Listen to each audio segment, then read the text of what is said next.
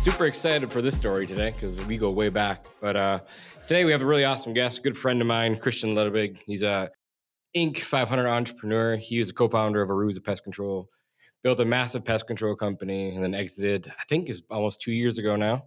Don't quote me if I'm right or wrong. I think it's about 2 years roughly. But Christian, welcome to the show, my man. Thank you, Jonas. It's good to speak with you again, and thanks for inviting me on. I'm sorry I was too busy early on in your podcast when you texted me to come. Yeah, it's been I think we've been doing the podcast for like 2.5 years. You were going through the exit, so we'll talk about that, I'm sure, as much as we can talk about. And then usually like we'll get into talking like before the podcast starts and we'll go back and forth, but I was like, we can't even talk about this. Let's just wait for the show and let's just hit record right away. But yeah, we go way back. So I'll just tell a story because I've never actually talked about it on the podcast.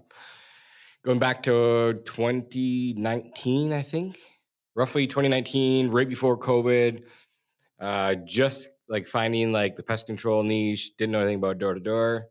I seen Christian, I had talked to Sam Taggart. Sam had his stuff going on, but you were part of his mastermind or whatever it was, but you did videos on his door to door expert stuff. Yes. Okay, so that's how you actually So saw and that's how I found me found your originally. name. Like, oh, Christian Ludwig, he must be a stud in the industry. Obviously, I found out you were. And I was like, but he's making content for Sam. I'm going to reach out to this guy. So I was like, reach out to you. You're like, dude, yeah, come on here, fly out here. I was like, I'll pay you. I don't care what it costs me. Just let me come out there. Let me check your operations. And you're like, yeah, dude, like fly out here. So I think like a week later, I was in Carolinas and you're taking me through Aruza, show me like door to door, like show me like first time I ever seen a price sheet or, like first time I've seen a lot of things. Like I remember you were teaching me in your office, like your pitch at the door is, and then yeah, so pretty wild story. Awesome. Yeah, and on my end, it's pretty incredible because I thought it was very bold of you to try to jump into door to door without any experience. And I follow your Facebook group, I follow the Bug Bucks Facebook group, and it's every other day that someone's saying, "I want to get involved in door to door, never done it before, I need to hire a manager, I need to learn how to train."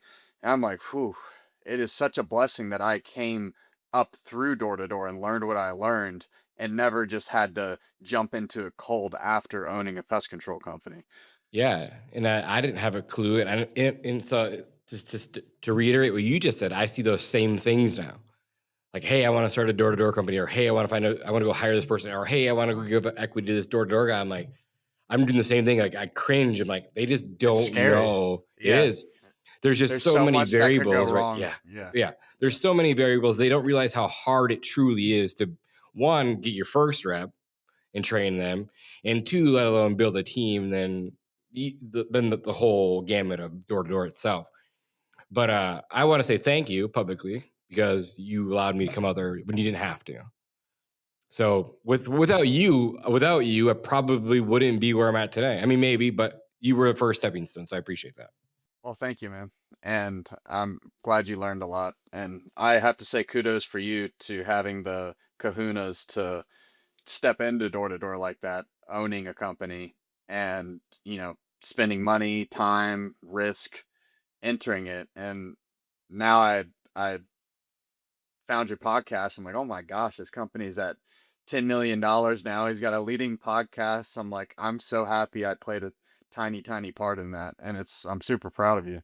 I appreciate that. Thank you. But for the listeners that don't know you, I know I introduced you real quick. I'll ask you the first question that I always ask everyone. If you and I, which I probably know, been through a lot of phases in life, but really cool. But if you and I were sophomores, junior in high school, who is Christian Ludwig in high school? I think I was very wide-eyed and motivated to be something. I didn't know what it was yet, but I was very motivated to be something.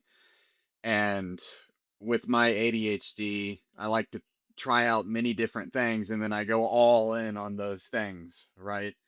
And I've been through so many phases, especially in high school, different phases of trying different things and going all in and then doing something else. And found business my senior year of high school, and I had some family who was in sales. So going into college, I kind of wanted to go into business and do something in business and something in sales.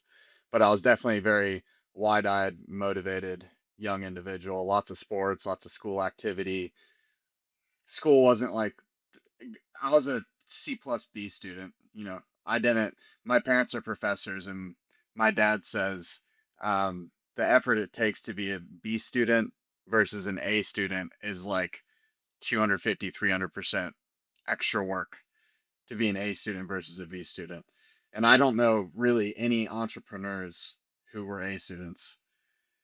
Very, very few. Like the one person that comes to my mind, at the top of my head, is Alex Hermosi. That's the one Yeah, only person. He was like went to, yeah. He's like the anomaly we spend that extra 250% of energy. Instead of getting an A, we'll get a B or a C, but we use all that time and energy trying our hand at different things and for doing sure. what I agree. entrepreneurs do. Yeah, and being obsessed over something else. I'm the same way as you are. Like super ADHD. I'm not like I said this in the podcast last week. I was like, I'm either in 1,000% or I'm out. Like there's no in between. So that's like everyone's like, oh yeah, you should go try golfing with us. I'm like, that sounds like a lot of fun, and I probably would like it. The problem is that I get obsessed over it. I go buy whatever $10,000 pair of clubs, and I'd be spending the whole day at the golf course trying to perfect this damn sport that I know I can never perfect. So maybe at some point in my career, but as of right now, no, because I just don't have the time or energy or wanting to do that right now. But I'm the same way, super ADHD. Um, and then, so how did you? I know you went to work for Aptive. I know you were regional there, but walk me through that phase of your life, like how you found pest control, or how it found you. Yeah. So I knew I wanted to get involved in sales. So I was going to different career fairs at my university. I minored in information systems. So I originally wanted to sell software or technology products. And I found a company at a career fair called Campus Special. And essentially, they were a company where you could do a sales internship for them in your college town, and you sign local businesses up for a spot in the student coupon book that's handed out to all the students. So I said yes. I was hesitant to say yes, but my father, my uncle who's in sales, he's like, "What's the worst thing that can happen? You fail, and then you just get another job." So I was like, "All right, I'll go sign the contract." They flew me out to Chicago for a 2-day training. Came back with a huge box, a heavy box I carried with me through the airplane with a stack of contracts and like media kits. And they're just like, go for it. And I spent weeks preparing ahead of time. And I was like actually cold calling on businesses before I was supposed to. And from the get-go, week one, I was the top rep in the nation. And I ended the summer as the number 2 rep out of 700 in the nation. And after that, had a really good highlight on my resume for sales. So Paychex hired me for an internship, and um, I was working with them the whole school year, doing a really good job doing phone sales, like trying to set up leads for an outside sales representative. And they said, Christian, we like you. We want to keep you this summer, all next school year, and then you're going to start as an outside sales representative selling payroll, HR services, etc. after you graduate. And I got a call 2 days after exams, like literally 2 days before the summer starts. "Hey, Christian, we got a new zone manager. He cut all internships out of the budget." So I'm like, "Man," like that was such a letdown because not only because I was on a path with them and it was going well, but also because I now did not have any time to figure out what else to do. I could have applied to many different top tier companies and maybe gotten a position with them. And then I remember I had a friend who was badgering me about, come do pest control sales, come do pest control sales, like all year. Um, and interviewed with his manager. I didn't. His boss was super unprofessional, so I was like, no, I'm not gonna do that. I'm just gonna apply last second for other internships. And then I researched like, okay, summer sales door to door, and I found Altera at the time, and it was much more suitable for me. So I went with them. I called my parents. I said, "Hey, I'm driving down to Atlanta. I'm going to spend the summer in Atlanta selling pest control door to door." And they thought I was crazy. They're and I, professors, and you're gonna go door to door yeah, doing pest control. Yeah. yeah. And it was a big deal. And it turned out everyone on my team was Mormon. So it was a different culture for me, one that I really came to like for many different reasons with how they carry themselves spiritually. But as you can imagine, they try to convert me Of every course. single Sunday night. Yeah. Um, but a really good group of guys. It was just different because at the time I drank, I went out. I was basically the first person at Altera, which became Aptive, who was not Mormon. And that summer, I didn't know how I was gonna do because I thought I was just really good at advertising, and I didn't know that sales really transferred kind of no matter what you sold. So I sold 2 sales my first night. I sold 5 sales the next day. I sold 8 sales the next day, and I averaged, I think, 42 sales a week. And in 12 weeks flat, I sold over 500 accounts and serviced 396 accounts. And that at that time, that was a pound for pound rookie record for any pest control rookie. And I tied and finished the summer as the top rookie intern. They wanted me to come back and lead, so that's how I got into leadership with them. And I was actually lucky enough to recruit back my friend who tried to go get me to work for the company I thought was unprofessional. And him and I was there for 2 years. We had 32 people finish our first summer. And then we had 143 people finish the second summer. And it was interesting because the CEO was very skeptical at first, and for good reason, because there's a lot of investment that goes into having sales teams, apartments, iPads, uh, just a ton of upfront investment. So now looking back at it, I understand why he was skeptical having the first team that was not from Utah or non-LDS um, go into this, and then we kind of like broke the mold, him and I, in terms of recruiting outside of Utah and having successful door-to-door reps who were not from there, essentially. It was a little bit different for us because we had 3-month summers with our school schedule on the East Coast. But nevertheless, yeah, we finished with 132 or 32 reps the first year and then grew to 142. And that was also a record for recruiting growth. Are you sick of paying marketing agencies and not getting results? Well, we are hosting the #1 step-by-step class on how to attract and generate sales without paying a marketing agency or having a huge budget. Most lawn care and pest control owners get stuck at a ceiling because they're dealing with outdated systems or relying on guesswork waiting for the phones to ring. Our upcoming class this Thursday provides proven strategies to generate hundreds of leads without a huge budget. We'll show you how to build a predictable system to grow past $1 million. We show you how to automate your marketing. We'll also teach you how to delegate and build your team so you have more time. So click the link in the description below. Trust me, you're not going to want to miss this. This is the one thing that I wish I had learned a lot sooner. Now, let's get back to the show. Awesome. I'm going to go back to your first summer. Had a really good year. Anyone who doesn't know pest control, you had a hell of a summer. Funny story, I had my first guy, came in, first day did like 6 accounts, and I was like, what is going, like, how? Like, Yeah, that's you not have to check. normal. You check that they're real sales, right? I've had some reps come and Yeah, kill so it I'm out the like, wow, gate. You that's gotta go. super weird. Like, what to do and selling a bunch of one times? Granted, he came from selling vacuums door to door. So, like what you said, getting good at sales translates into pretty much anything. And I was like, he's like, Dad, this is super easy. It's way easier than selling vacuums. And I was like, okay. And then the next day, 6 sales, and then it's 8 sales, then it's 10 sales. And to date, he's never bageled ever. Yeah, Stud. so it's funny you said that. So in my full career, which I've sold um probably 5 summers, 2 of them were with Aruza, so I got sucked into a lot of other things while I was selling. But any day I stepped foot on the door, I've never had a bagel day. And I've had some days I've had to work till 10:30 p.m. Some Saturdays I've had to go till 8 p.m. just to make that happen. Yeah, so coming from like your CEO's perspective, I was like the same way. Like I was super like unsure. I was like as you know, because you've ran a door to door team and you build a successful company. It's like I was skeptical, like, what the heck? Like, what's this guy doing that's so different? And then you go knock with him and you figure it out real quick. He's obviously good on the doors, but two, he just puts in the effort and the work, right? And then someone tells him no, he's just not walking away at the door, like just not get kicked off the door super easy. So your first summer, you knocked out of the park. but you ended up at the top one or two salespeople in the company or as a rookie.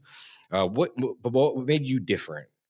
Being a top sales rep, whether it was their first job that you had to come into this your first summer, what made you different? What do you think it is? Is it something that you're born with that's innate, or is it something that you learned, or is it a little bit both? I think it's both. It's funny you asked me that because I remember after my first week selling, my team was there were people coming to me and they're like, "Is it the iPad?" Because like everyone was selling on paper contracts Yeah. and they had the software for the Is it the iPad for the first segue? time. Maybe you have to be saying No, dude, something this was different. way before the I Segway. This know. was I know. 2016, I think. Yeah. And I'm like, no, it's not the iPad. I think um this is what I've taught everyone that there's hard work and there's talent. But just because you have a natural innate ability that you're born with doesn't mean you haven't built that talent into a skill yet. And the best top performing salespeople I know, and I've had the pleasure to work with or witness, they are willing to work extremely hard, not only in terms of hours and sacrifice, but in terms of developing their natural talents into high level skills. So what are they doing that's different outside of just going to knock doors? Like, what are they? Where's their extra effort getting put in? Honestly, just hunger to study and learn. Yeah, that's what I prepared as soon as I knew I was doing my first internship selling advertising. As soon as I knew I was doing pest control, I was reaching out to people who had done it in the past. I would get on a phone call with them, take all sorts of notes. I would be listening to sales audio all the time. It's just it comes down to wanting it more than anyone else and then being talented and then working harder than anyone else. And I did. You know, everyone on my team, they would take a 2-hour lunch break and they'd all get together, take a 2-hour lunch break, and it's pretty standard for the industry. I know a lot more people are starting midday and not taking a lunch break now, but that's how it was back Yeah, it's then. like now And it's like they start at 11:30 and they knock till dark. Where before it was like we'd start early, we take a lunch at 2 for hour or 2, and then we get back out in the doors till dark. Yeah, different. yeah, and by the first month of the summer, I was not going to the team meetings. I was going straight out to area at like 9:30 in the morning, and I would have a cooler full of sandwiches and stuff. I would take a 15-minute lunch break and I was just talking to one of my smaller teams last week, and I wish they were here to witness this because I told them the same thing. I was that guy. I was that boring guy who packed a lunch, but I didn't know any better, like the schedule of a door to door team. I had no clue. So I'm out in the doors by 8 a.m. because I'm just thinking, hey, I got to go work dark to dark. On the doors by 8 a.m. Not shitting you, Christian. I had 3 sales by 11 every day because everyone's home. It's just like at night, but everyone's home. Yeah, they're busy at night, but they're busy in the morning too. Like, but they're still home. Like it works. So I was like, I'm so glad I'm not the only one who did this. And then you said earlier on too that in your first sales job, you were preparing, you're studying, getting to know this material, you're calling people before you could, and that's just what it takes. You got to work hard and get better every single day. If you do those two things over time, like you did, it turns into a real skill that you can actually leverage and leverage your time. Like it's, and I just wish, like, I hope that everyone who's listening, whether they're young entrepreneurs just starting out, this is just what it takes. It just takes time and to consistently try to get better. If you want to go drink and party every weekend and night and not put in the effort to get better, you're never going to get better. right. And the top 0.01% sales reps that I've met, they have an extremely high emotional intelligence and they can read people extremely well. And I think that's the killer instinct in sales. And I know I have that not only from the performance but from shadowing many reps over the years. Just and it's annoying, right? Because and you're obviously you're super nice to them and constructive, but when you're watching them, it's like, no, wrong turn there. You shouldn't have said that. Read what their facial expressions telling you right now. It's like you can see someone who's average, and watching them, you can see where they just don't pick up or do things that you innately have a talent to read or do. Yeah. Cool. I love that. And then let's go to your second summer and then third summer. You had 30 reps your second summer, right? And they're all no Utah guys, right? Or you ended with 32, No, so you probably start no, out with yeah, you start out yeah. with like 50, I'm assuming. Hmm. Then you ended with 32 ish. So, as your first summer recruiting, what was that like, and where were you finding guys? Talk us through that. Yeah, I think it just started with my college drinking buddies, and then Right. we would network through their friends and their drinking buddies, and then obviously go to career fairs, and it was really just nuclear networking at the time. And then, as the org got bigger, and especially with the Aruza, started putting in systems to go to many career fairs and do job listings and all sorts of stuff like that. Yeah. So first year you ended with 32 reps. You had a good summer. What was it like? What was the interview like? Were you selling them the dream because you had a good summer? Because you made a pile of money. What were you selling? What was that conversation like Yeah, early on? it's interesting because I've never been one to like flaunt or flex or do any of that stuff, but it's not naturally who I am. But unfortunately, in this industry, especially early on when they don't know it's a thing and you're outside of Utah, you have to have social proof. You have to show them the pay stub. You have to drive a nice car. Otherwise, there's no social proof for them to believe that you've done it and that they can do something similar as well. Yeah, I agree. And so, we're similar to what you guys were doing. We don't recruit anyone from Utah. It's just not a thing. We hire all local people. And yeah, you're not wrong. Um, but it's like my first year recruiting, like I was selling the dream. And now, like my managers, like they're obviously making good money. Like now they have actual real stories to tell that's outside of my story. So it does get way easier. It's like that compounding effect. The more guys you have in, the better the summers they have. Like you create more people because there's multiple stories, not just your own. So that's why I feel like everyone's like, oh, it's like, well, how do you find your first rep? And like those are the hardest, in my opinion. Those are like your hardest ones to find. Like the first 2 or 3 or 4 or 5 really, really good reps that you can recreate yourself in and teach and train them to where they can go out and do it every single day and make really good money and build a team. Yeah, this whole industry is akin to almost like forming a snowball and trying to get it rolling down a mountain so it just becomes something massive, more so on its own versus you crafting and molding it. And it's extremely difficult to get that traction. And once you have it, you want to keep the ball rolling down the hill. And it will naturally get larger and larger. But yeah, there's a lot of companies who lose big chunks of their sales force or lose the whole sales force, and um, whether they know it or not, it's extremely difficult to restart or to build back unless your pockets are very, very deep and you're willing to risk a high acquisition cost. Right. Yeah, it's just like people it's like with anything, it's like you're trying to push a big boulder down the hill. Like at first, it's just really, really hard to get it moving. It just takes time and it takes a lot of people. And then all of a sudden, like the snowball effect just starts rolling, then it starts rolling down the hill, it starts going faster, faster. People just underestimate the power of momentum. Like when you have momentum, like you can't slow Yes. down. You got to double down. Hmm. Yep. So you had a great second summer, killer team, and then year two ended with 140 reps. And your second summer, that's massive. So walk us through that. How did you get? I'm guessing just 300 people. How do you go recruit 300 people your second summer? Maybe I'm wrong, but let's just have a number I'm throwing out there. Yeah, I think that's actually how many we signed that year. The hardest part was getting those that first group of reps the first year. And then once, half of them came back for the second summer, they could tell their story, they could recruit their friends with more conviction, and it's really as simple as that. And then you're mastering the art of recruiting and pitching and training people as well. So you're just at a heightened level of skill with what you're doing. So in your off season, what was your schedule like for recruiting? Was it like an everyday, all day thing? What was it like? I was still in school, so I started college as an A student and then ended college as a C minus student because I was working a full-time job recruiting while I was trying to get through my junior and senior year. So it was just basically any time I had, including weekends. So it was basically your full time job outside of school.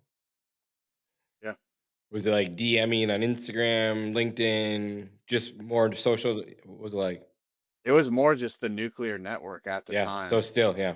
So you had 30 people that basically go out and recruit 10 more people. That's kind of what it Yeah, was like. no one was from any other company. It was all just, yeah, just networking and recruiting where we were, or bleeding into other schools where people from our school had friends, that kind of thing. What was it like as a second year rep leading a team of 140?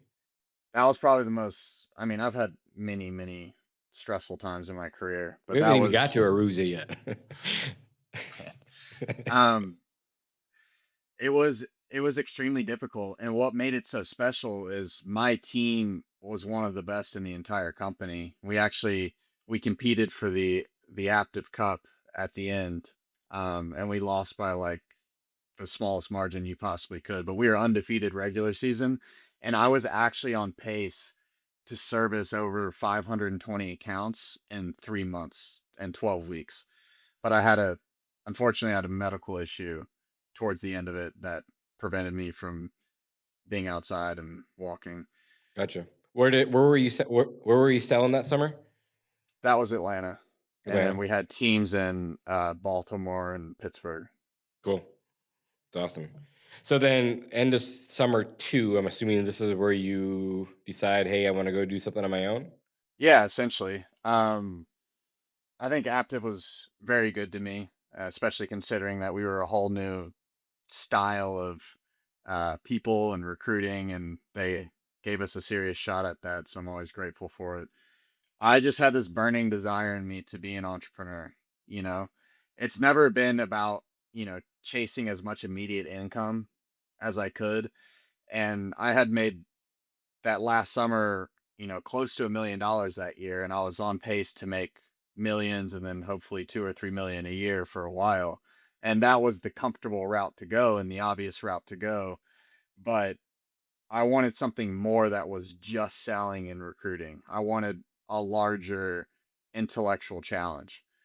And for me, that was starting my own company.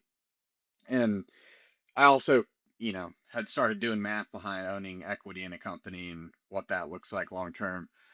So this thought was in the back of my head for a while. And I actually had the idea to start, but what kept me from pulling the trigger on it was not being able to get licenses in my state, and then not being able to confidently do the operations of the business while bringing over 50 of my best salespeople. And one night I was thinking, I'm like, there's this guy who had a startup company in Charlotte who DM'd me like offering me equity. Let me message him back. And that was Solomon Earhart, whose Gotcha. name you might have Yeah, heard. of course. And Still, we I talked still on know the the name. phone Still see it. Yeah. Solomon's a stud. Yeah. and then we met at a Subway in between Wilmington and Charlotte twice all together. And the idea is they had 600 customers at the time. They're like a year and a half old. The idea is I would bring the growth and the capital, and Solomon would manage the operations. So I'm like, I like this because I have salespeople and money, and they have a business that's already stood up, an office, all that initial infrastructure, service manager, uh, CRS person, and he can actively manage the growth of ups and scale it with my sales. Because the last thing I want is to bring all these salespeople out, accounts don't get service, and they can't get paid. So we partnered, and I told Aptiv I was leaving, and you know what comes with that, just all sorts of drama and such. Definitely one of the scariest moments of my life, and started putting hundreds of thousands of dollars into the business. And we had about 50 reps who started that summer, and we did very well. We grew from 600 customers to over 7,500 that summer. And we almost went out of business many different times. I started by putting the $700,000 of cash I had into the business, but I ended up having to make tremendous sacrifices I didn't anticipate. I had to sell my home for cash. I had to sell my boat for cash, my sports car for cash. I had to sell all of my stocks. I had to take a loan out on my life insurance. I had to personally guarantee loans. So if at any point in time the business would have failed, I would have just been immediately bankrupt, you know? So it was very, very scary. And there were several times where we were about to miss payroll and we had to push customer services back a little bit or switch payroll companies just so we could procrastinate another week. Just all these little things, just trying to survive. And we did. We got through the summer. We put on those 7,000 plus customers. And then back ends came and we were in the same, you grow too fast, you can't afford the growth because the customer life cycle is so long, the cash trickles in so slowly. Back ends came, we were about to run out of money again. And I was lucky enough to have networked with people that I knew at a different company who did hard money loans. And they basically saved the day. And they actually, by the time we sold the company, they had $5 million plus of loans out to us. And they were a big reason why we were able to leverage and scale the way we did. Um, yeah. And I actually have a funny story. May have glossed over. There was, and a lot of people know this story throughout the industry. There was a point after our first year where my my recruiting partner and we decided to go to a different company that wasn't Aptive. It was Vantage Marketing, and we actually made the switch to Vantage Marketing because we felt like we weren't being given the value that we deserved. And it wasn't nothing nefarious on Aptive's part. It's just like, okay, yeah, you're going to get these overrides. You're going to have the standard pay scales because, you're out on the East Coast and you don't know all the negotiating and stuff that's happening in Utah. Right, right. But obviously we found out what other people were being paid. For real. And yeah, we jumped ship, but it was such an interesting story because it actually led to a non-compete between Vantage and Aptive and kind of brought like peace to that universe.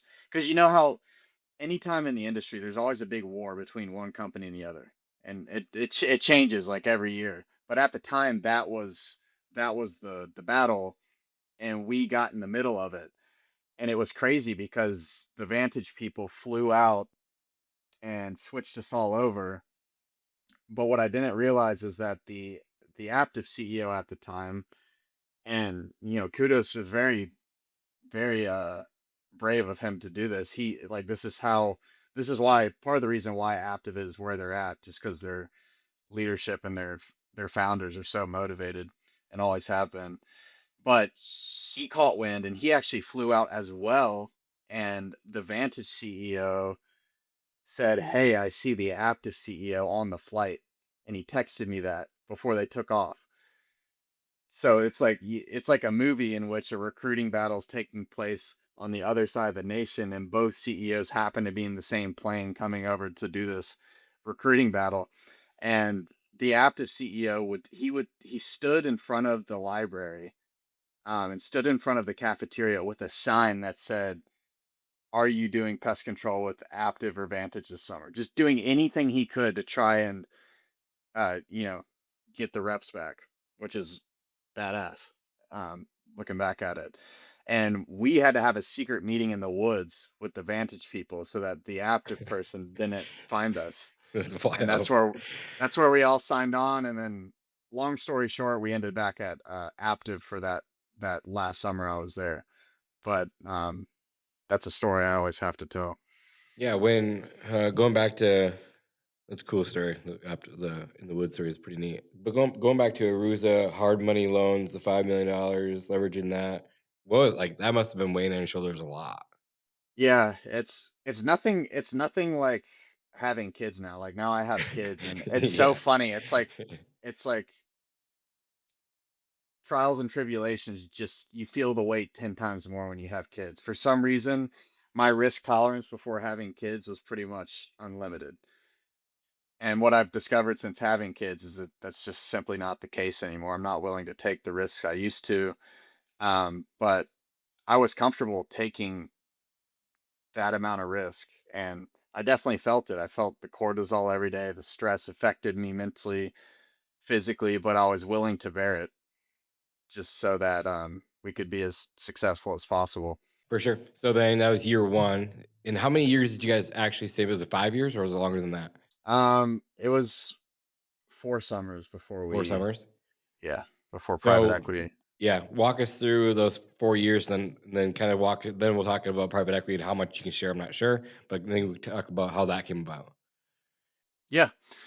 So we basically, it's so interesting listening to your podcast now and just seeing where the industry's headed in terms of contract values, in terms of um, branding is a big thing, and that's actually one thing I loved about Solomon is he was ahead of the curve when it came to branding and online reputation. And that's so big now, especially with small to medium sized owners, the likes that wish and listen to your podcasts and post in the Facebook group. But he was already ahead of the curve because he had the truck fully wrapped. He was completely OCD about everything aligning on brand, completely OCD about 5-star reviews on Yelp and Google.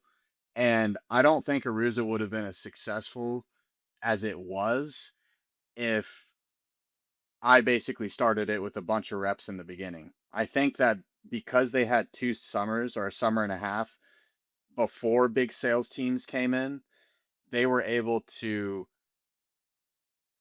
focus on the brand and the reputation of the company online, which actually anchors what people will think in the future when a door-to-door salesperson there or they sign up with a door-to-door salesperson. They're like, "Oh, it's 4.9 or 5 stars." Like versus 4.5 or a 1 star on Yelp. And then other door-to-door companies wonder why they have such bad attrition. So I think me getting married with him and Jordan, me getting married with his brand OCD and his futuristic vision of brand focus in the pest control industry, and then me bringing as ethical of a sales process as I could to the table, because that's just how I sell. I'm not one to like push people. It's a very ethical sale, and I hit a lot of numbers. And I teach reps never lie. And that was very good with our own business because the retention was very solid. And you mix good door-to-door retention with an amazing brand, and there was a lot of magic that happened during those 4 years where we got a lot of call-ins. Um, Things just seemed to happen easier because we were able to retain customers and get new customers from having a top tier brand. And I think back to when Altera sold and became Aptive. I was in the Utah Jazz suite and one of the top executives came up to me and he's like, "Christian, great summer. I want to congratulate you, everything." He's like, "I'm just curious though. I just want to get your opinion on something." And he said, "We did 25% less sales per sales rep this year than we did last year." And he's like, "I just want to pick your brain and you're on the front lines, you led a team. I'm wondering why you think that was so." And immediately I just said brand magic. And he's like, "Well, what do you mean?" And I said, "Well, I personally love the Altair brand. I think Apt is a good brand as well." And what I basically told him is, you built up a loyal following of customers over 5 years and good online reviews because you started small and you worked your way up. But transitioning over to Aptive, what they were forced to do is basically start up 13 branches all at once. And there's no current customers on the street. No one has seen your trucks or knows your name. Even the sales reps and managers were like, "Man, Altera was like my first wife, and I liked this, and I was used to this, and I wasn't expecting to like break up with that brand, and I loved it so much, and this just feels different." Because you almost And lost, like, a little bit of conviction. yeah, yeah, a Yeah. little bit. So That and you have 0 brand awareness, like, going into a new market, no one's ever even heard of you. I get it. right, right, and there's no anchored good reviews. When Altera started, they were smaller. They're able to get those good reviews so that anyone considering the service or even going to write a review, people aren't going to write 1 star reviews if there's mostly 5 stars. They're going to feel like, "Oh, I'm the odd person out. My perception is wrong. Maybe I won't cancel. I'll give this company another shot. So that's basically just what I told him. And obviously, as they've grown larger, they've been able to create a lot of brand magic and have solid reviews. But I just had to give him my honest answer. And that's what I love about your brand. When I kind of rediscovered you recently and started listening to your podcast, you focus so much on brand magic as well. You have the fully wrapped truck, you have the mascot, the technicians are dressed different. And I don't think people appreciate, especially large companies, PE backed companies, companies you'll see in the top 20. Maybe it's just because they don't need to, but they really don't seem to focus on brand. And I think that was part of our secret sauce, along with the ethical sales process that helped Aruza grow so big so fast. One year we were 256 on the Inc. 5000 and the second fastest growing environmental service company, fastest growing pest control company, but also extremely, extremely profitably as well.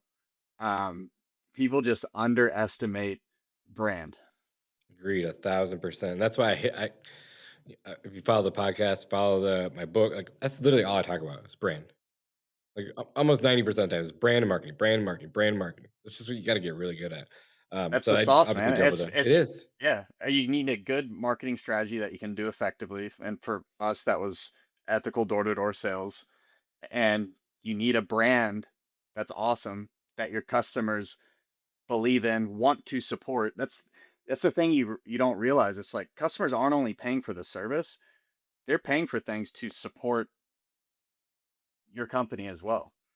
And they want to have pride in that. They want to have pride in your company. They want to have pride when your truck pulls up. Say, So just gonna say yeah, they like me personally. I want to have that sick looking company, whoever I hired, whatever it is, like that sick looking, not just a piece of shit truck or white. Nothing's like no offense to people that don't have their trucks wrapped, just a plain white truck that shows up. I don't want that.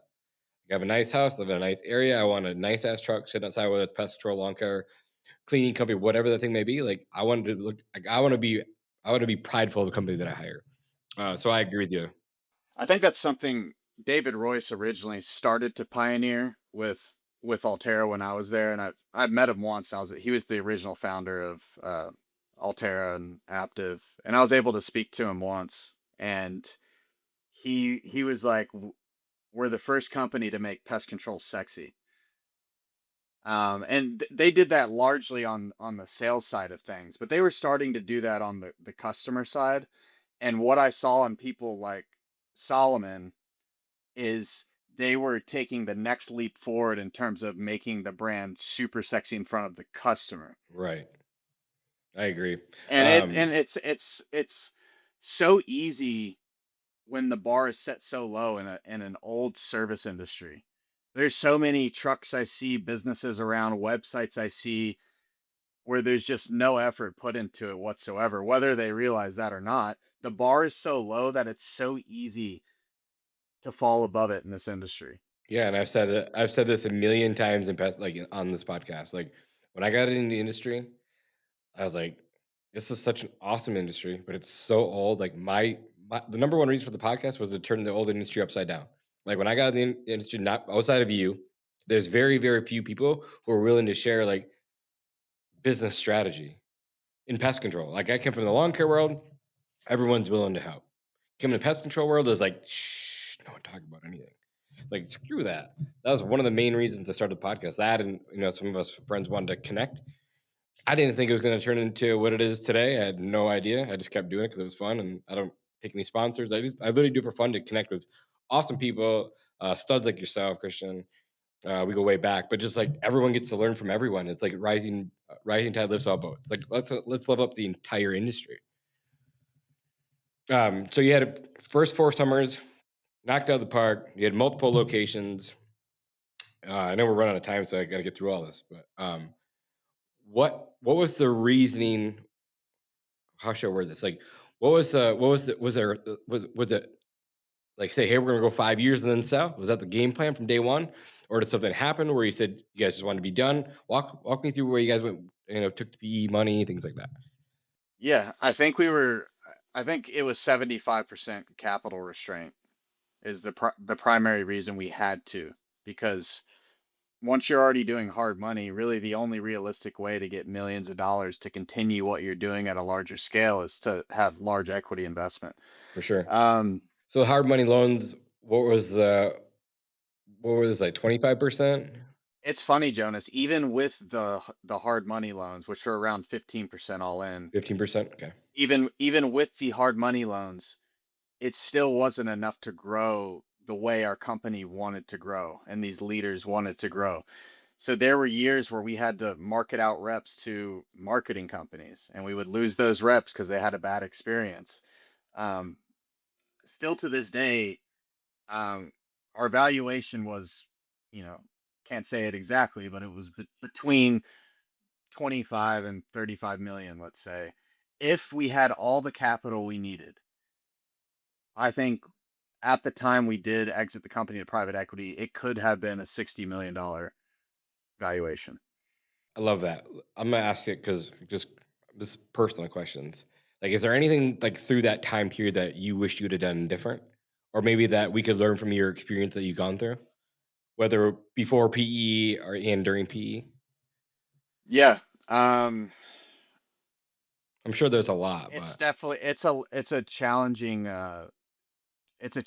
time because certain people want to completely exit their business, and I think that's the easiest scenario, because the PE company can put in who they want, they can run the business how they want, and the firm we exited to, who bought a majority stake, they were basically like already the goated PE company in pest control. So they had already um, purchased environmental protection services years ago, acquired like 40 different companies, and sold it to Rentokil for an amazing return on equity. Um, so it was definitely hard to marry someone who has so much conviction in the door-to-door world like I do, and qualification, and a PE firm that's literally was the greatest PE firm of all time that's ever touched pest control. So it's very, and this is very common in pest control or any PE situation where they acquire a company and someone stays on. It's like sometimes it's truly not meant to be, and that's I tried to stay on and work for the company I for a remember little that. while. Yeah, I remember we talked a little bit during that phase. Yeah, I remember that. Yeah, because my partners exited fully, and then I stayed on, and you know, um, there were certain things that I saw in the business, and certain um, ways that I wanted to approach things. And specifically with me, I don't know what it is with my personality, but when I'm convicted in something, it's very hard for me as well. Like taking accountability on the other end, it's hard for me to um, accept different ways of doing things. So ultimately, it didn't work out, but they've continued a certain level of door to door.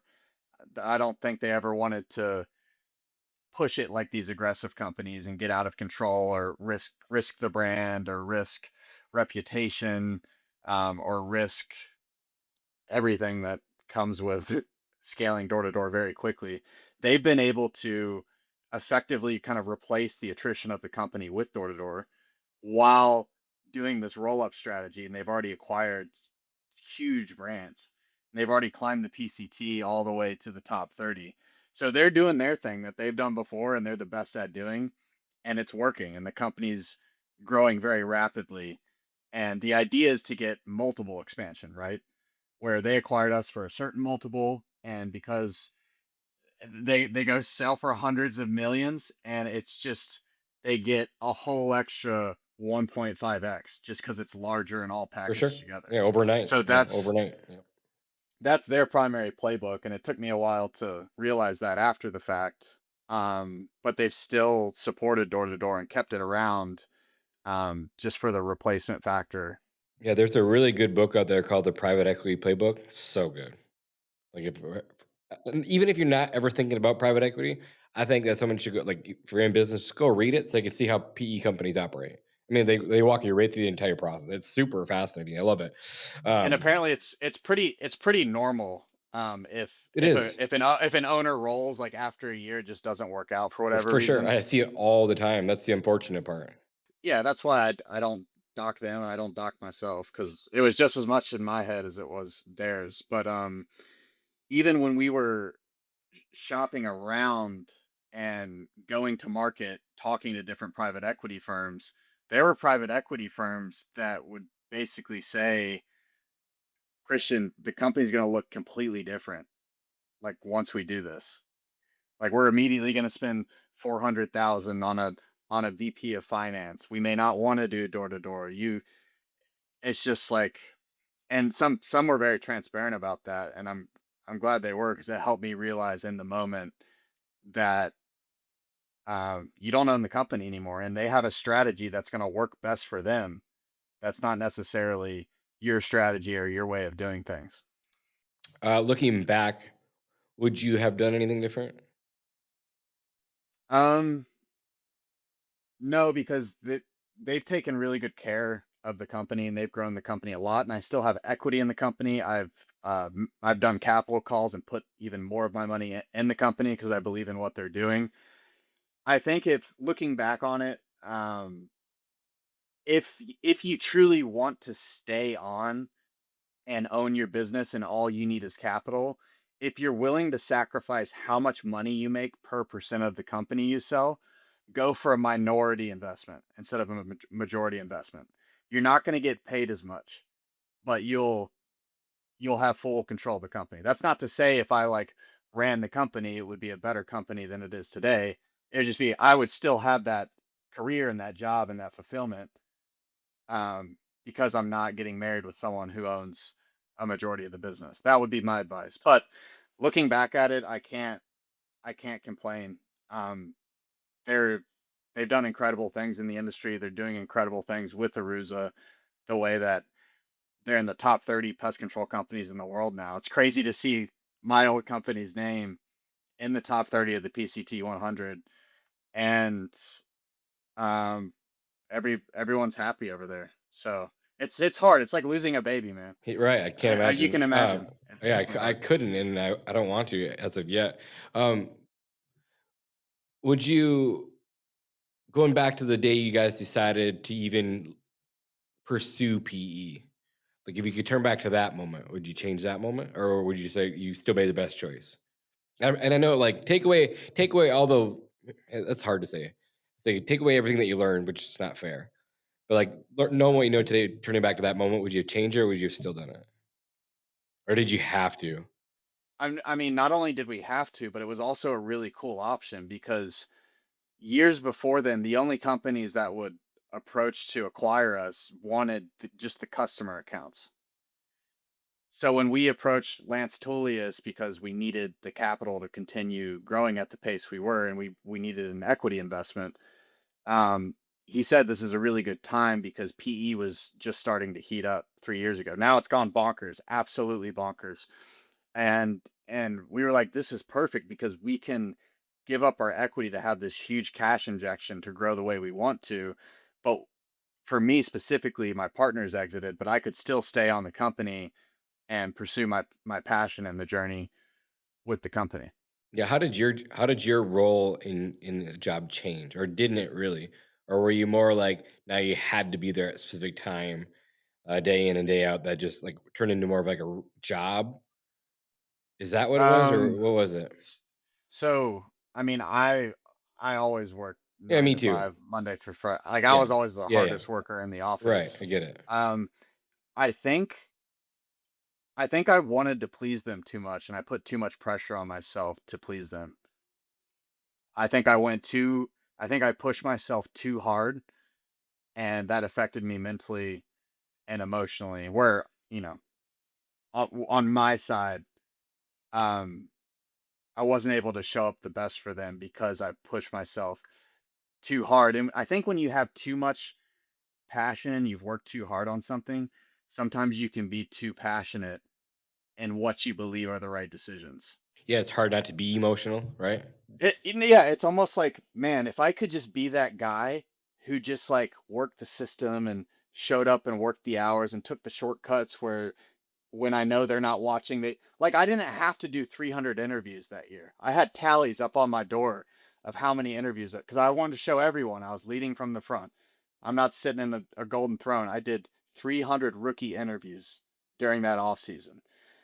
But the problem is like if you're that guy versus the guy that just kind of plays the system and gets the salary and does the bare minimum and just doesn't really care, but just wants to like It's the be a yes man 459 and keep club. his job. Those people, when there's a tough decision to make as a partnership, they're gonna say yes and they're not gonna challenge and they're not gonna have emotion and passion behind it because they haven't been grinding their face off and putting that much effort into it. Yeah, you're working 150 hours a week for the last 4 years. Yeah, it was a tough period of time because I not only did was I working super hard up into the sale, but I put even more pressure on myself and I worked even harder after the sale. And it was a bad decision because I pushed myself too hard to where I couldn't have a healthy relationship with the PE company because I was so passionate and so overworked and had so much conviction because I knew the business so well. But it also destroyed my personal relationship. My wife at the time, a week after I resigned, she left me, and I didn't know she was going to leave me when I was out of town. So it's kind of like everything fell apart. And looking back at it, I look back to what my uncle, some advice he gave me early on. He's like, give 90% effort. Don't give 100. Don't go above 100 because he's like that last 10% will kill you. It will destroy everything. But that's you asked early in this podcast, like what made you great? It was that obsessive work ethic and passion. But if you take it too far, or you're not around people who understand who you are, and I don't blame people for not understanding me or not wanting to work me because I'm like crazy in business, man. Like you know how it is.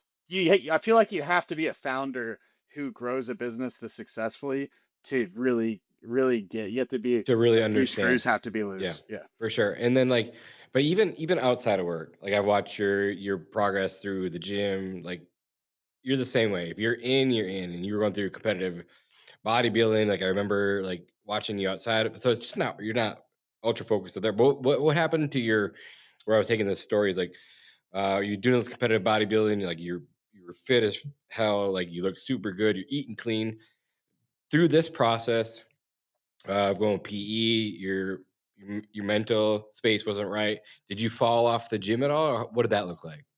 I did. You Yeah, did. See, I that I I kind of assumed, not by looking at you. I would don't say that. Just like no, but like mental perspective. Yeah, I'm thinking this through my mind as we talk about it. Like, did you fall off there because you were so 110% into this thing with the PE, so the gym fell off and you forgot to take care of yourself? Like, that's kind of what I was thinking as you're telling me the story.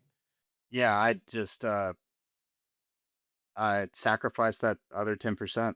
And I can tell, like, when you talk about it, you get emotional. I can tell. I can see it on your body. I can read your face. I can feel your mannerisms. I can hear it in your voice. Like, walk me through that because I feel like a lot of people who want to build a big business, like you just said, and they get to these levels, like there's a whole different aspect of life. Like it's totally different. Like how much stress and shit we deal with on a daily basis.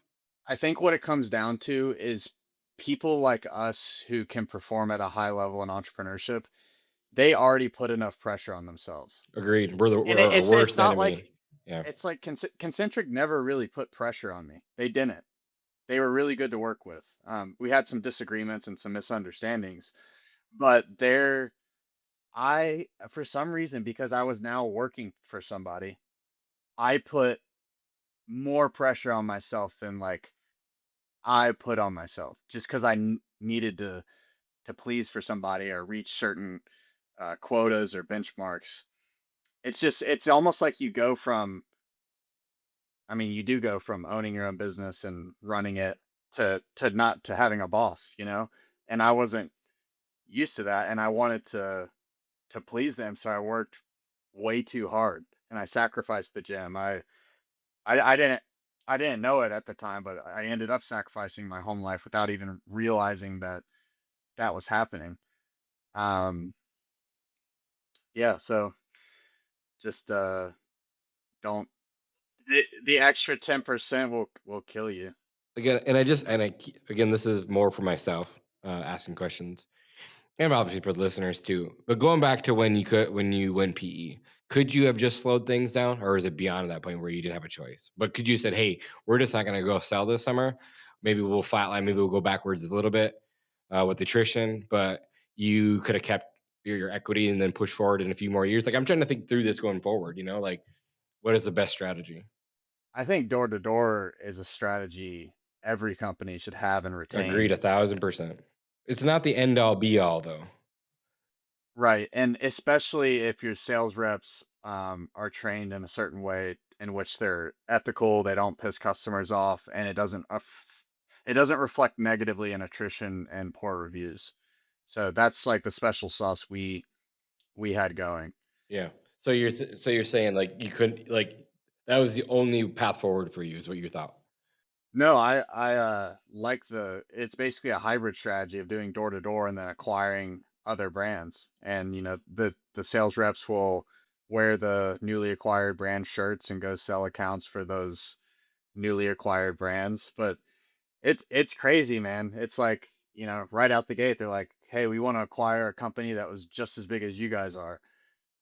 And it's like, there's just a lot that goes through your head. You start crunching numbers and you're like, man, that just sounds so expensive and multiples are so high versus, driving EBITDA with door to door with a healthy acquisition cost. Um, but they've executed the plan. They haven't um, necessarily had the desire to or have rapid scaled the sales force like we were prior to getting acquired, but they replace a large part of attrition with new door-to-door accounts. They build density where they want to, they open new markets where they want to, and they also do their primary strategy of rolling up many different companies and gaining equity multiple expansion. Love it. How was it selling from Atlanta to Charlotte? Was it different? Or same? Pest pressures are definitely much heavier in Atlanta, and when we sold, we had a very strong multiple at the time, is what I'll say, or what I'm allowed to say. And it was because North Carolina and South Carolina were the two most coveted markets for acquisitions at the time. They demanded the highest multiples. And the reason for that was another reason why I was attracted to start my own business or ended up, you know, growing Aruza with Solomon and Jordan, is I realized equity is worth a lot in North and South Carolina, was at the time, because traditionally when door-to-door companies grew and sold out their customers, they would sell to Terminex. That was the move back in the day. And Terminex is all over the United States, except North and South Carolina, there's a franchise of Terminex. And that franchise never acquired customers. So for 20 years, most door-to-door companies wouldn't enter North Carolina or South Carolina. And it's funny because I remember talking to David Royce after my first summer leading the owner of Altera Aptive. And I asked him like, why don't we open a branch in Charlotte? Like, and he would have to like, unfortunately he'd have to tell a non-truth to me and say, oh, it's too poor, just something dismissive. And coming to realize it, the reason they couldn't enter is because they couldn't exit those branches. They could exit everything else in the United States, but if they entered there, they didn't have an exit. This is before So PE. that, Yeah. so that Yeah. excited me, the possibility of, wow, this is probably like less saturated than everywhere else in the United States simply because the main Terminex doesn't acquire there because there's a franchise of Terminex there. And that thesis played out very well for us in terms of the success of our door-to-door guys, the multiple we demanded when we sold, and just being able to capture the market inbound as well, getting a lot of call-ins and stuff like that. Awesome. How did you find the podcast? How did you find this podcast? So recently I've gotten back into consulting, doing it with some PE firms, some startups. Solomon and my brother kind of motivated me to do well. just by watching what they're doing. My brother's doing consulting for door to door. Solomon's investing in pest control startups. So I was like, man, I can invest in pest control startups. I can consult for door to door. I can consult for PE companies because I was the one who like led the whole sales process and yeah, or give owners advice who are considering selling to PE as well, which is extremely valuable. And I wish there was, more resources for that. I agree. So you're just online and you came across the podcast? Yeah. So specifically to your podcast, I think I followed you on Facebook and then I kept seeing these podcasts pop up and then um, recently re-entering pest control 6 months ago, 5, 6 months ago. I wanted to catch up on the industry, and you were a perfect resource for that with the podcast. And then it's been really fun, and seeing the growth of the industry is incredible. Seeing all the new strategies that are out there, um, specifically consulting with private equity or PCO owners, being able to blend some of these new perspectives with what worked so well, um, setting records, recruiting, and growing a company. I've been able to give people valuable information. It's awesome. Yeah, that was my next question because I know we're over time. I told you to kill about an hour. And I knew I had a feeling we go longer, but what is like? I think I don't remember. And I could be wrong. Like, what did you do right after? Did you get into like Bitcoin or mining something? Like, I can't remember. I remember seeing some stuff online, but I don't remember what you were doing right afterwards. Yeah, so just being candid and transparent, it was a pretty crazy journey. So I had started a mining company 2 years before we exited Aruza, and it was Because totally passive. I remember seeing like all these like storage containers and like I can't remember exactly what they were, but I remember seeing a bunch of like what looked like like big storage files or something that Yeah, you're posting online. it's a crazy journey, man. So my personal windfall from Aruza was low eight figures. So it was a very strong windfall, and I, me being who I am, took some very large risk in my net worth, like investing in mining and investing in certain cryptocurrencies. It went up like fourfold, and I was living high on the hog basically. And then recently, the crypto industry's come crashing down the past 6 months, specifically the mining industry. And basically, I'm kind of like back to square one. So I was like, okay, it's probably a good idea now to. And dude, all entrepreneurs have losses. Like Absolutely. I tried to start little side hustles when I was God, little. I've had more losses than I've had wins, I can tell you that. Exactly. Exactly. So I basically back to square one after the sale. I'm like, okay, what's something I could do with my spare time? It's pest control consulting. It took me a while to realize that, but it's been really fun. I've actually it's there's something different about being involved in business ownership and analytics, especially now how you can use ChatGTP to do to do the types of models I was doing at Aruza manually. Like I was doing the CAC to LTV models. I think I may have showed you that, and I was doing all the cash flow models like by hand, probably at doing a terrible job of it. And now it's like I go into ChatGTP and I can have like consulting for somebody, I can have like a perfect game plan to show them at what acquisition cost for this many sales reps, how much cash they're going to need and when. There's business today has never been easier, I especially in the agree. pest control industry. Yeah, I agree. And then like I feel like a lot of PE, which a ton of PEs come into the market. So it's squeezed out a lot of like these smaller to mid-level companies, and it's I'm making it so glad we're harder for talking about this. because it's making it hard. In a way, it's making it harder for small businesses to keep up. But at the same time, like it's such a wide open opportunity. Because I mean, that's the role. That's what you can talk about. Like I'm just like literally how you can sell on the doors. Yeah, I'm just a small local mom and pop shop. Like I'm not one of these big guys. I'm glad you brought that up because there's been so much consolidation now in the pest control industry that it's just supply and demand economics. There's a lot of demand and a lot of capital that's moved from the tech sector after COVID into essential service businesses. For sure, And because they they've don't been the seem hot going topic. anywhere. Yeah, They've been the hot topic for private equity money. and that's great. But what that leads to is an imbalance between the demand of money pushed into our industry and the supply of companies that are left to acquire. And that's great for companies who haven't been acquired. It was great for us at the time because it was an awesome multiple. But the problem is yeah, all the mid-market companies and all the good lower market companies, they're gone.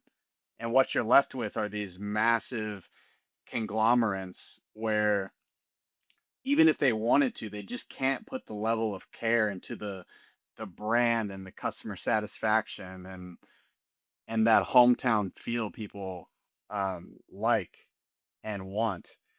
So I'm seeing, yeah, listening to your podcast, a bunch of different startups where these businesses are super profitable. They can go knock doors for a little bit, and then they have enough just business coming in from referrals and all sorts of stuff that they can just spin up a super profitable company. So it's interesting seeing where the industry was when I entered it, where there was basically hardly any M&A activity, to getting so heated and competitive with M&A right now that it actually opens the floor back up for good operators to grow quickly. Yeah, and I have tons of friends in the industry, and in like, so not only do I know that that's true, like I see it firsthand. Yeah, where so coming into Charlotte, for instance, is a good example. Our first year there was a little tough. This is a perfect example. It was a little tough because there's a company called Killingsworth. Of course, everyone who, yeah, I know who Killingsworth is. They're huge. When They we just came sold. into Yeah. Charlotte, they sold yeah, like 5 years ago. That they were omnipresent. They had offices on the side of all these roads. They had more billboards than any company in any industry in Charlotte. Their trucks were everywhere. Their customers loved them. And after that first summer at Aruza, they sold. I forget, they sold to Anticimex. And after that summer, the billboards weren't there. Over the years we saw less and less trucks. It was easier and easier to switch over customers. That was an example of how these strong mid-market companies who customers are obsessed with, they'll sell in a strategic acquisition, and then for whatever reason it's not managed the same, and then they lose the magic, the brand magic, the the sauce, and then they start to the customers start to go elsewhere. It's that simple. Yeah, I remember hearing about Killingsworth doing a bunch of like TV ads, like running like their sons and daughters like during the ads, they crushed it. I couldn't avoid them in my head. Yeah. They were so omnipresent everywhere. And that's just what it takes. Like, so everyone always asks me, like, well, where should we put our marketing? I'm like, you have to it's omni-channel. You have to be everywhere these days. You have to be. You got to be like the number one go-to guy in your market. Yeah. Yeah, it's super awesome. So what are the I know you get into consulting and stuff like that. So what are the next, 2 to 3, 5 years look like for you? I think I want to keep pushing this consulting and just like Solomon's doing, investing in smaller companies because I can take my expertise and help guide them, but I can also give them capital to grow the way we want to grow. That's super awesome. Hmm. Um, And like I said, there's lots of opportunity there because there the is floor's been lifted. for sure. Sorry that I went over our time limit, but I figured we'd talk a little bit longer. I won't hold you the rest of your day. I know you're busy. I'm busy, but I'm glad we got to reconnect. So we haven't chatted in feels like forever, but it just seems like we could just jump back on and just pick up where we left off, which is super cool. Again, thanks for everything that you've done for me personally. I appreciate it. Again, I probably wouldn't be where I'm at today without you. So thank you to you. And yeah, just thanks for being here today. And then I'm gonna end this with one last question. What are you most proud of? I'm most proud of the impact I've had. So like hearing things like that, developing young men and women into good salespeople, seeing them go different places in their career, um, and also being a good figure for people as well to look up to, that motivates me to be the best person I can as well. Being able to reach the mountaintop at a young age, it's just made me realize over these 2 years, especially having kids and the soft time, that nothing matters more than impact and purpose, whether it's personal life or business. Money is just a byproduct of money is like business points. It just comes based because of how well you're doing in the video game of business. But what matters is enjoying the journey. What matters is impacting people, and living in the moment, which is hard to do as an entrepreneur because you always have anxiety about the future. You always have some depression about your mistakes in the past. I think being present, enjoying the journey, and trying to be as impactful as you can with your family and with the people in your business, that's where the most fulfillment comes from. I love it. Cool, man. Well, again, thanks for being with us today, and I'll chat with you soon. All right. Thank you, Jonas. Proud of you, brother. Yeah. Appreciate it.